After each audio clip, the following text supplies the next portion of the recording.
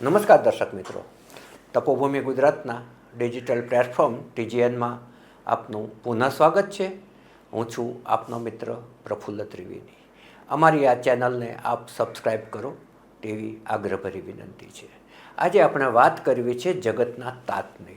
આપણો જે સૌરાષ્ટ્રનો વિસ્તાર છે, હળવદ, મોરબી, ધાંગધ્રા, કોંઢ, એ વિસ્તારની અંદર અત્યારે ખેતરના શેઢે ખરા બપોરે ખેડૂતો અને પોલીસો વચ્ચે સંઘર્ષની ઠેર ઘટનાઓ જોવા મળે છે. ખેડૂતો છે એ ઉશ્કેરાયેલા હોય છે, સામે પોલીસ પણ ઉશ્કેરાયેલી હોય છે.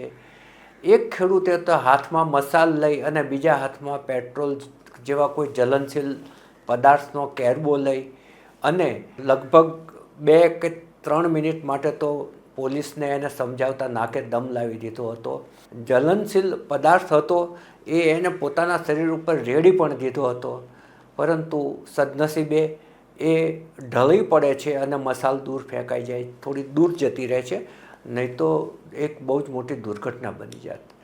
એક ખેડૂતના ગળા ઉપર પણ પોલીસનો હાથ જતો રહે છે. અને આ જે બધું થઈ રહ્યું છે એ વિકાસના કામ માટે થઈ રહ્યું છે. જ્યાં લાઇટના થાંભલા નાખવાના છે, વીજળી આગળ લઈ જવાની છે, એના માટે થઈ રહ્યું છે. જે થઈ રહ્યું છે એ સારું નથી થઈ રહ્યું.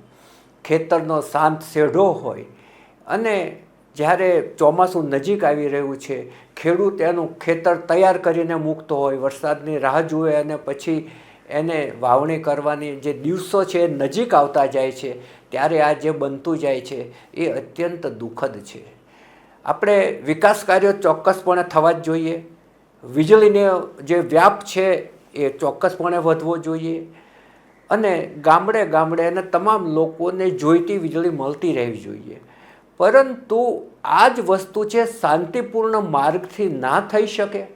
ગ્રામસભા કરી ખેડૂતોને સમજાવી, એને યોગ્ય વળતર આપી અને ખેડૂતને સાથે રાખીને કેમ એના ખેતરમાં પ્રવેશ ના કરી શકાય.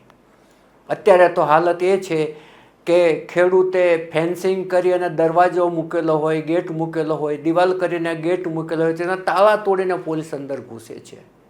એટલે આ જે દ્રશ્યો છે એ જોવાનો વારો ના આવે જો સમજાવટથી કામગીરી થઈ શકે તો. અને એને વળતર પહેલું કેમ ના આપણે આપી શકીએ? આપણે મોલમાંથી વસ્તુ ખરીદવા જઈએ છીએ ત્યારે આપણે એની કિંમત જ્યારે એને આપીએ છીએ ત્યારે એ માલ આપણને આપતો હોય છે. તો ખેડૂતમાં કેમ એવું કે અમે વળતર પાછળથી ચૂકવશું? એટલે ખેડૂતને ઘણી વખત વિશ્વાસ ના પણ પડે, કારણ કે ભૂતકાળના અનુભવો ખેડૂતના ઘણા ખરાબ છે. એટલે આ બધી જ જે બાબતો છે એ શાંતિથી ગ્રામસભાઓ કરીને એ કેમ ના થઈ શકે એ બહુ મોટો સવાલ છે. કારણ કે આ જે દ્રશ્યો જોવા મળે છે એ બહુ સારા નથી.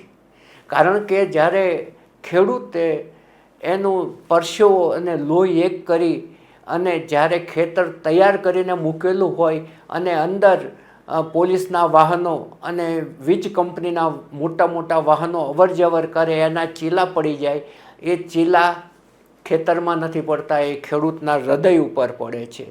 એક તરફ ડીઝલની તંગી છે, ખેડૂત ટ્રેક્ટર લઈને ડીઝલની લાઇનમાં ઊભો હોય છે. બીજી તરફ માથે ચોમાસું આવી ગયું છે અને એને પોતાનું ખેતર ખેડવાની ચિંતા હોય છે. કેટલાક ખેડૂત ખેડ કરીને તૈયાર ખેતર કરેલા હોય છે. ત્યારે આ બધું જે બની રહ્યું છે એ ચોક્કસપણે દુઃખદ છે.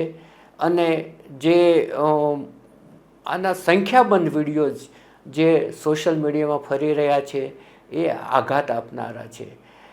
ખેડૂતને અને ગ્રામજનોને જે કુદરતી સંસાધનો છે એની જે અસમાન વહેંચણી થાય છે, અપ્રમાણસર વહેંચણી થાય છે, એ લોકોને કટતી હોય છે. દાખલા તરીકે ગામના પાદરમાં કોઈ કારખાનું હોય કે કોઈ પાનનો ગલ્લો હોય તો એને 24 કલાક વીજળી મળે અને ખેડૂતને પાણી પાવા માટે ગણતરીના કલાકો પૂરતી જ વીજળી મળે. શહેરની અંદર માથાદીઠ જે પાણી જોઈએ એ પાણી પૂરતા પ્રમાણમાં મળે અને ત્યાં સિંચાઈ માટે પાણી જોઈતું હોય ત્યારે ના મળે. પાણીની પણ અસમાન વહેંચણી છે એ લોકો જાણે છે. હું આના માટે એક ઉદાહરણ આપું કે હું એક પાણી પુરવઠા મંત્રીશ્રીના વેઇટિંગ રૂમમાં બેઠેલો હતો.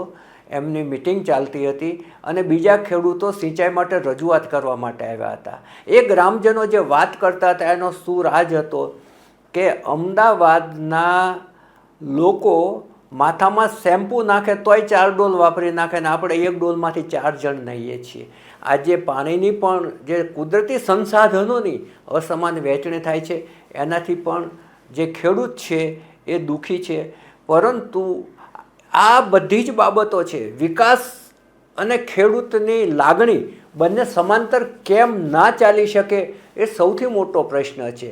કંપની જો કરોડો રૂપિયા કોન્ટ્રાક્ટર પાછળ ખર્ચતી હોય, કરોડો રૂપિયા થાંભલાઓના જે ઇન્ફ્રાસ્ટ્રક્ચર છે એની પાછળ ખર્ચતી હોય, તો આમને વળતર પહેલું કેમ ના આપી શકાય એ પ્રશ્ન છે.